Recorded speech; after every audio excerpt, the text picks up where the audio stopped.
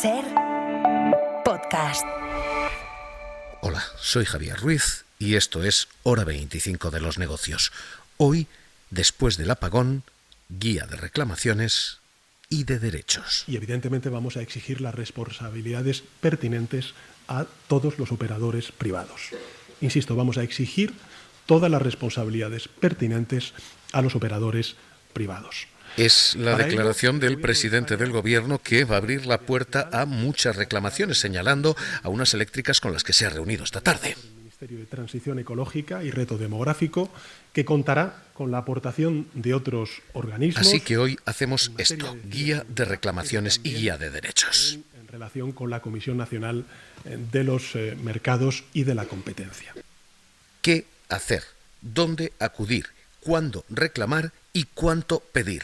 Hoy todo esto en un capítulo que vamos a comenzar paso a paso, primero por transportes. Ferrocarril ha sido el primer gran afectado. Estamos intentando coger la Renfe y entonces sale uno completo y luego otro hasta las 7:44 de la tarde que no lo puedes coger y llegas a Madrid a las 10. Solo veníamos de Pontevedra, paramos en la estación de Zamora, se fue la luz. Y esta ha sido la voz de hasta 35.000 pasajeros afectados. Yo voy destino Granada. Ahora hago la cola para cambiar el billete para Granada. Ahora estoy aquí, casi que mediodía, esperando el tren. Así que vamos a ir capítulo a capítulo, empezando por esto. Afectados por el tren, quienes han quedado retrasados, varados. Carlos Sevilla, ¿qué tal? Muy buenas noches. Hola, buenas noches.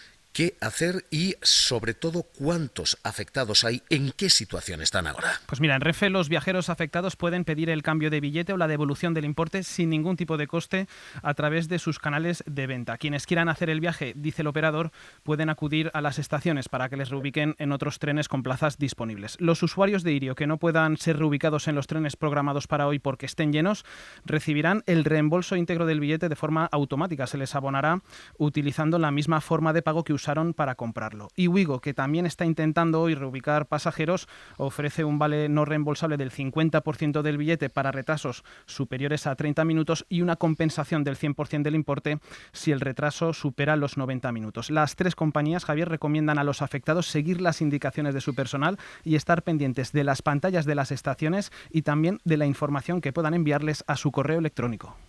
Hay una primera escala ahí, en Ferrocarril, el AVE fue extraordinariamente complicado. Hay una segunda en los aeropuertos. Salida del vuelo Iberia 8, 4, 5, 7... Donde, segundo capítulo, 300 vuelos de los 6.000 que se operaban ayer fueron comprometidos, han registrado retrasos. Sevilla, ¿y en esto qué situación tenemos hoy? ¿En qué punto estamos? Bueno, las aerolíneas están obligadas a ofrecer a los usuarios afectados agua, comida y acceso a telecomunicaciones a partir de las 2 horas de retraso. Además, deben proporcionar un vuelo o transporte alternativo para llegar a su destino y, en caso de que el viajero decida no volar, la compañía tiene que reembolsar el precio del billete. Por último, si el retraso, la cancelación o el cambio de vuelo obliga al pasajero a pasar la noche fuera de su destino, la aerolínea debe pagarle una habitación de hotel y el desplazamiento hasta ese hotel. Esto es lo que tenemos hoy, gracias Carlos, en las dos primeras escalas, ya digo, ferrocarril y aeropuertos. Y vamos a ir paso a paso y escala a escala buscando asistencia. Secretario General de Facua, Rubén Sánchez, ¿qué tal? Muy buenas noches. ¿Qué tal? Muy buenas. Empecemos con esto, trenes. Las compañías que no paguen, las compañías que se retrasen o se demoren, ¿qué hacemos? Bueno, lo primero es que a quienes no están en sus casas, a quienes tenían que volver, los han tenido que reubicar o los están teniendo que reubicar en nuevos transportes, pero además el pasajero tiene derecho a una compensación económica, una compensación que puede ser hasta el 50% del precio del billete. Eso no significa que le devuelven el 50% y se busca la vida. No, es que le traen y entren a su casa y además le pagan el 50% del precio del billete. Y luego está el tema importantísimo del que apenas se hablaba ayer. El gobierno debería haberlo aclarado cuando decía que dejaba abiertas las estaciones por si había gente que necesitaba dormir allí. No, es que la gente necesitaba dormir en hoteles y las compañías ferroviarias tenían que pagarles hoteles, tenían que pagarles alojamientos, igual que tenían que abonarles comida, bebida durante la espera y el desplazamiento en taxi, por ejemplo, en metro, en autobús, como fuera, a esos hoteles. El que ha dormido en un hotel y se lo ha pagado de su bolsillo, ahora puede pedirle a la compañía que le pague el dinero.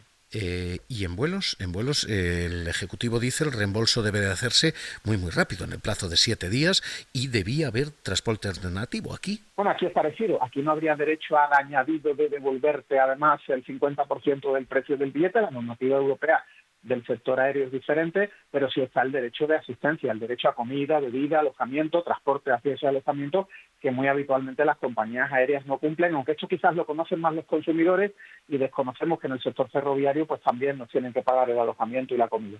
El otro momento y la otra escala en esta cuestión de transportes es lo que hemos escuchado en metro, en transporte público. En el metro en Málaga ayer vivíamos esto.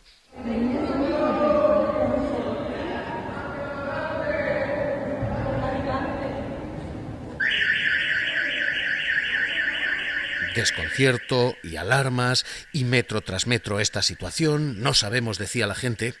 El caso es que no hemos tenido información por parte de nadie, ni Adif, ni Irio, ni del Estado. Nadie se ha preocupado de nosotros. Teníamos el tren para ayer a las 5 y no nos dejaron ni acercarnos a la estación. Rubén Sánchez, y aquí lo mismo, metro, autobús y mar. Viajes por autobús, viajes por mar tienen, en fin, derecho a reclamación, incluso si uno no ha llegado a ellos. Bueno, aquí también el problema estaría en casos, y me uno junto a estos viajes a los que tú no llegas, que no puedes acceder al medio de transporte porque no has podido llegar por el colapso. Imagínate también un espectáculo que se ha celebrado aunque no hubiera luz. En Sevilla, por ejemplo, hubo una novillada en el lunes y tú te encuentras con que has perdido el dinero. Lo puedes reclamar. Nosotros entendemos que la causa de fuerza mayor que te impide acceder a un servicio que sí se ha celebrado también te da el derecho a que te devuelvan el dinero. Se trata de argumentarlo y aquí las pruebas pues son evidentes. El Open de tenis en Madrid, ¿dónde reclamar? Bueno, se le reclamaría a la propia empresa que nos ha vendido la entrada, que nos ha vendido el billete de transporte, que nos haya vendido lo que sea. Se argumenta que bien, porque no pudimos llegar allí, porque no nos llegó el tren a ese punto, porque hubo un colapso, o incluso nosotros entendemos porque fuimos responsables, como decía el gobierno, y nos quedamos en casa para no colapsar el tráfico en nuestra ciudad. Eso todo se puede argumentar para pedir una devolución de dinero. Legalmente entendemos que es defendible y también se trata de que las empresas pues no sean mezquinas y asuman que aunque ellas hayan podido tener la oportunidad de celebrar el espectáculo, porque no requiriera de tener energía eléctrica, pues, a la gente hay que tratarla bien y si no se le trata bien tendrán que elevar los consumidores denuncias a las autoridades de consumo de sus comunidades autónomas o hacerlo a través de asociaciones de consumidores como Facua. Todo esto es primer capítulo, transportes. Segundo capítulo, mucho de los apagones se ha vivido en daños en el hogar. Y lo que hemos tenido han sido sobre todo intervenciones de emergencias y una banda sonora durante todo este apagón, la de las sirenas. ¡Rápido! ¡Vamos, vamos, vamos, vamos! ¡Vamos, rápido ahora! Porque, Jordi Fábrega, ¿qué tal? Muy buenas noches. ¿Qué tal? Buenas noches. Lo que hemos vivido son intervenciones frente a gente que se ha quedado en los ascensores, daños por interrupción de suministro eléctrico, en fin, todo tipo de peripecias de supervivencia. Pues lo que nos vaya a indemnizar el seguro dependerá básicamente de lo que tengamos contratado en nuestra póliza. Por ahora no parece que las circunstancias del apagón de este lunes activen las coberturas del Consorcio de Compensación de Seguros, así que tocará mirar el seguro de hogar que tengamos contratado y ver qué nos cubre y qué no. Especialmente en cuanto al daño en los electrodomésticos que se pueda haber producido por la pérdida y la recuperación de la tensión, tanto si hay que pedir revisiones de estos aparatos como si hay que pedir su reposición.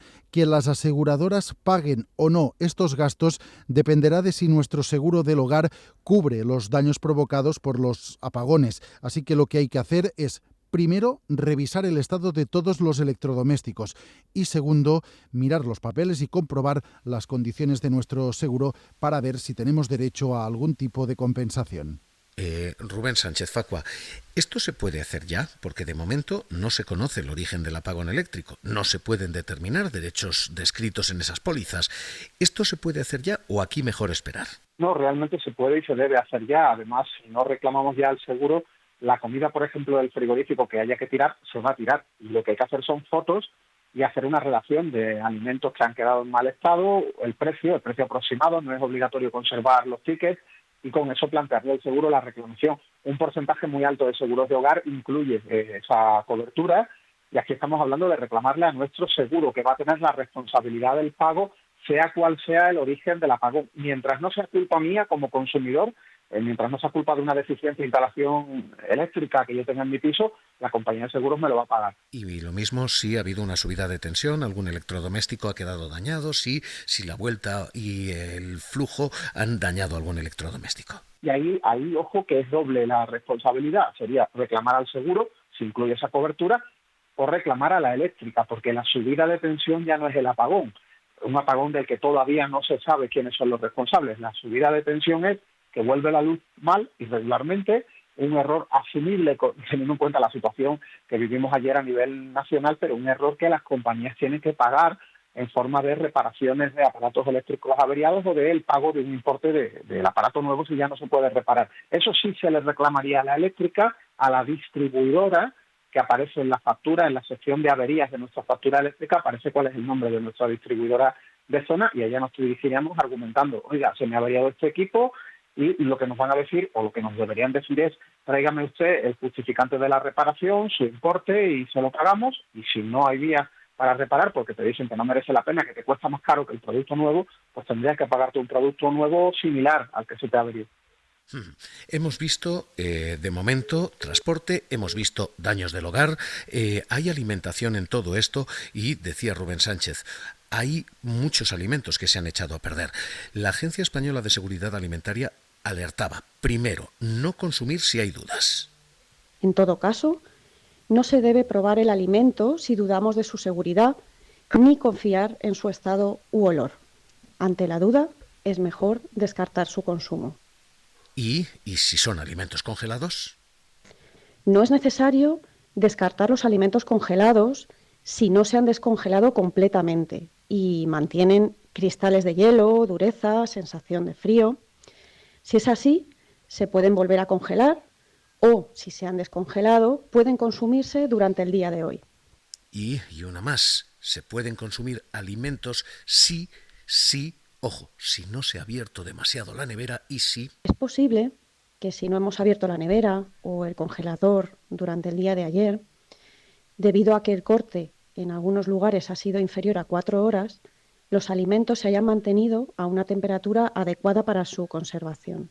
Si han pasado más de 4 horas a más de 5 grados centígrados, no es recomendable el consumo de alimentos perecederos como la carne, el pollo, el pescado, los huevos, la leche o el queso fresco, las verduras cortadas o las sobras. Así que, transportes, visto, hogar, daños y alimentación, visto, nos queda lo que fue el tercer drama del día, las telecomunicaciones, el teléfono que no funciona y los suministros que se cortaron. Y ahí el presidente decía hoy: la telefonía móvil, que ha sufrido momentos críticos a lo largo del día de hoy, y también la fibra óptica funcionan, afortunadamente, en el 90% ya del territorio. Y aquí Pablo Anzola, ¿qué tal? Muy buenas noches. ¿Qué tal? Buenas noches, Javier. Pablo, ¿y aquí qué? Pues según la última actualización del Gobierno ya se ha recuperado el 90% de las líneas de teléfono móvil y de fibra por operadores. Telefónica es la que ha ofrecido los últimos datos esta tarde, roza ya la normalidad, con un 97,5% de su tráfico restablecido. Algo por detrás están, por ejemplo, Vodafone, MasOrange o Digi, que según sus últimas actualizaciones están rozando ya entre el 90 y el 94% en ese porcentaje de servicio recuperado.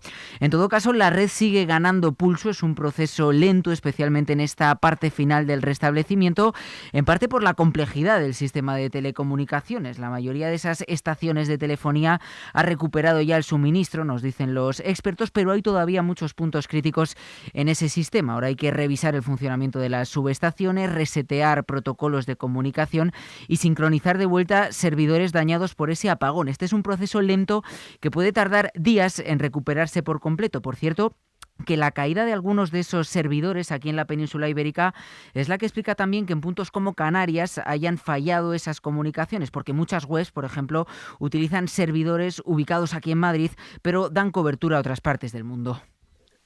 Rubén Sánchez, y aquí La factura debiera ser menor este mes. Si no ha habido luz durante un día, si no ha habido teléfono durante un día, ¿debieran descontarnos eso de nuestra próxima factura? Sí, pero solo de forma, digamos, prorrateada, en función del número de horas que hayamos estado sin servicio de telecomunicaciones o sin servicios, telefonía, acceso a internet, móvil, fibra, etcétera, pues es un prorrateo. O sea, si pagas al mes 30 euros y has estado 24 horas sin luz, pues vas a pagar 29. Lo que ocurre es que, claro, ahí vamos a tener la duda de cuántas horas exactamente hemos estado sin luz y sin telecomunicaciones, me refiero derivado de ello, pues las compañías tendrían que hacer el cálculo y, bueno, habrá que hacer atentos. No es que sea una fortuna, pero yo creo que lo justo es que asuman su responsabilidad legal por causa de fuerza mayor, donde la cuantía es así de pequeña, y que nosotros mismos estemos atentos a las facturas, deberían advertirnos de que van a proceder a esa devolución.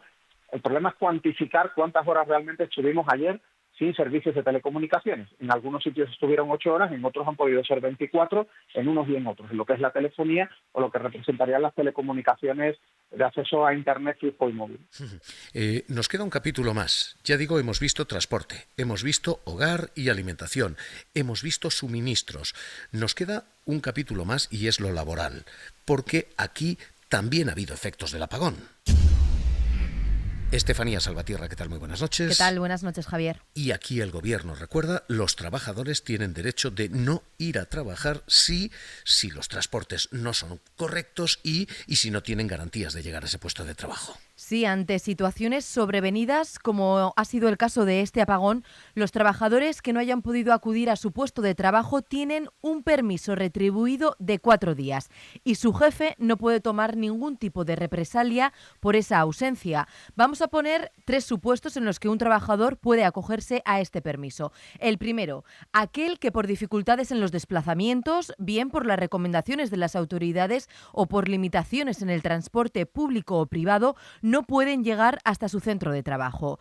Quienes no puedan acceder al puesto de trabajo y 3, quienes una vez en su puesto de trabajo no puedan trabajar por problemas derivados del corte de suministro o problemas relacionados con la conectividad.